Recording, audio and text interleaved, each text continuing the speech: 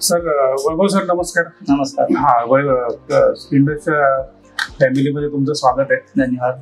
हा सर, तर आपण एकदा भेटलो आपण. हो, सोलार सिस्टम बद्दल बऱ्याचशा बोललो आपण. बरोबर. पण तुम्हाला असं कधी असं खूप प्रकर्षाने जाणवलं की नाही सोलर लावायलाच पाहिजे असं?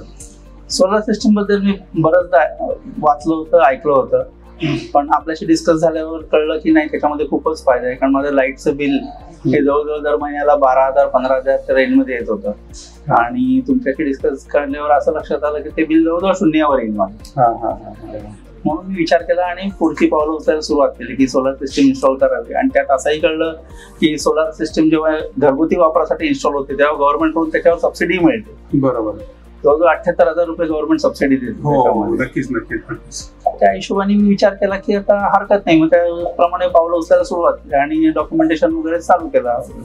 आणि ऑब्व्हियसली तुमच्यासोबत आणि गव्हर्नमेंटकडनं फायनान्स पण अवेलेबल होतं. गव्हर्नमेंटकडून लो रेट मध्ये फायनान्स मिळाला मला. येस. आणि सगळी प्रोसिजर ऑनलाईन आहे, त्यामुळे तसं काही त्याच्यामध्ये अडथळे आले नाहीत मला. ऑनलाईन मध्ये पण आपलं काम कसं खूप फास्ट झालं. त्यामुळे नंतर सर जेव्हा आपण सिस्टम इन्स्टॉल करायला चालू केलं तेव्हा प्रॅक्टिकली तुम्हाला कसा अनुभव आला? कामाबद्दल खूपच चांगला आहे. म्हणजे कंपनीबद्दल कसा अनुभव आला? अगदी जी माणसं काम करतात, तुम्ही अगदी निश्चिंतपणे आम्हाला सांगा. आणि आम्हाला काही असं तुम्हाला असं वाटलं काही इम्प्रुव्हमेंट करावं असं तुम्ही निश्चित सांगा, आम्ही त्याच्यात इम्प्रुव्हमेंट करू.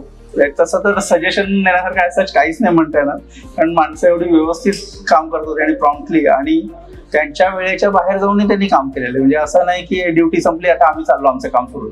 जे त्यांचं दिवसाचं टार्गेट असायचं की एवढं काम आजच्या दिवसाला झालं पाहिजे, त्या हिशोबाने रात्री उशिरापर्यंत थांबून त्यांनी काम केलेलं.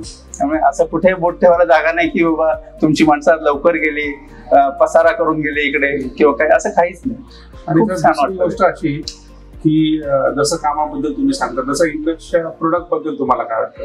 की इन्व्हर्टर्स आहेत, सोलरचे इन्व्हर्टर आहेत, पॅनल्स आहेत, इव्हन स्ट्रक्चर आहे आणि वर्कमॅनशिप, अशा बऱ्याच गोष्टी येतात. बरोबर. तुम्हाला त्याच्याबद्दल काय वाटतं? इंडसचा मी गेले काही वर्ष झाले वापरतोय इन्व्हर्टर वगैरे.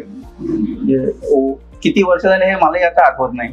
22-25 वर्ष किंवा त्याहीपेक्षा जास्त, 25 वर्ष त्याहीपेक्षा जास्त असू शकतं मे बी. बरोबर. त्यामुळे क्वालिटी बद्दल तर डोळे झाकून कोणीही विश्वास ठेवावा की काहीच प्रॉब्लेम येत नाही. आणि सर्व्हिसही त्याच हिशोबाने जशी क्वालिटी आहे मेंटेन तशी सर्व्हिसही त्याची प्रॉम्प्ट आहे. कधीही फोन केल्यानंतर इंजिनियरचा लगेच कॉल येतो, कंप्लेंट तुमची अटेंड केली जाते. त्यामुळे असं कधी वाटलं नाही की मी घेऊन पस्तावलो इकडून. खूप चांगलं वाटलं की आपण योग्य ठिकाणी अप्रोच झालं. येस. आणि सर इन्स्टॉलेशन झाल्यानंतर तुम्हाला त्याचा काय अनुभव येतो आता सध्या? इन्स्टॉल करूनही बरेच दिवस झाले माझ्याकडे, मे बी महिने असतील. त्याच्यानंतर बिल माझं लाईटचं बिल जवळजवळ शून्य. म्हणजे जे आपण म्हणतो की MSEBचे मिनिमम चार्जेस जे असतात, फिक्स चार्जेस तेवढंच येतं. बाकीचे इलेक्ट्रिसिटी बिल बिलकुल येत नाही. आणि शिवाय कधी जास्त जनरेट झालेली असते तर ती MSEB कडे क्रेडिट आहेत माझे. कॉम्पन्सेशन नेक्स्ट मंथ मध्ये त्याचं कॉम्पन्सेशनही मिळालेलं आहे. येस. आता बऱ्यापैकी बिल जनरेट झाले, मी सगळे स्टडी केले तर ते ऍक्च्युअल मध्ये मिळालेलं आहे मला. अच्छा. म्हणजे असं काही नाही की कोणीतरी सांगितलंय, कुठेतरी लिहिलंय की हे तुम्हाला परत मिळतात, तर ते ऍक्च्युअली मिळालेलं आहे. तुमचा जो प्रॅक्टिकल अनुभव तुम्ही घेतलाय त्याच्याबद्दल तुम्हाला आहे.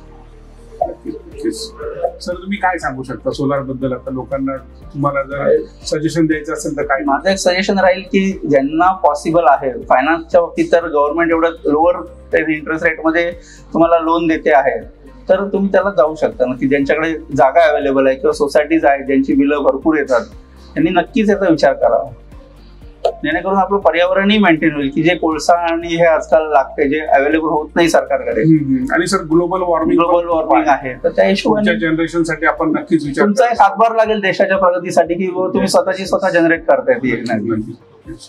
त्यामुळे मी तर नक्कीच सांगेन सगळ्यांना की ह्या गोष्टीकडे लक्ष द्या, थोडा विचार करायच्या बाबतीत की हे आपण करू शकतो का. सर तुम्ही रिन्युएबल एनर्जीला गेलात त्याबद्दल खूप आभार. आणि देशाच्या प्रगतीसाठी किंवा रिन्युएबल एनर्जीसाठी आपण खूप चांगलं काम केलं, त्याबद्दल तुमचे खूप धन्यवाद. तुम्ही आलात सर, तुमचे अनुभव शेअर केले त्याबद्दल इंडस कडून तुम्हाला धन्यवाद.